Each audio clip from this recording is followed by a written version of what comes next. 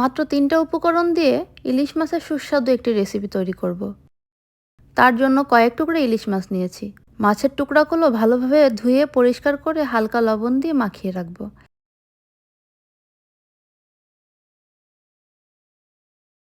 এবার একটি প্যানে পরিমাণ মতো তেল দিব। এবার দিব 1 কাপের মতো পেঁয়াজ কুচি। এই রান্নায় তেলের ও পেঁয়াজের পরিমাণ তুলনামূলক একটু বেশি হয়ে থাকে। আর অনেকগুলো করে দিব কাঁচামরিচ। এখানে আর কোনো প্রকার মরিচ ইউজ হবে না, তাই ঝালটা নিজের টেস্ট অনুযায়ী দিতে হবে। আর দিব সামান্য একটু লবণ। এবার কিছুটা সময় নিয়ে পেঁয়াজ ও মরিচ ভেজে নিব। ভাজতে ভাজতে এক পর্যায়ে যখন বাদামি হওয়া স্টার্ট করবে আর অনেক বেশি ফেনা তৈরি হবে, সেই পর্যায়ে দিয়ে দিব 1 কাপ পরিমাণ পানি। পানিতে যখন বলক চলে আসবে সেই পর্যায়ে লবণ দিয়ে মাখিয়ে রাখা মাছগুলো দিয়ে দিব। খুবই অল্প সময়ে সুস্বাদু রেসিপিটা তৈরি করা যায় এবং ঢাকনা দিয়ে রান্না করব মাছগুলো সেদ্ধ হওয়া পর্যন্ত।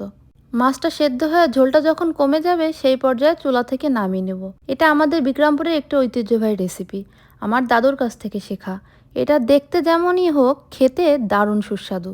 আমার বাসার সকলের খুবই পছন্দের একটি খাবার।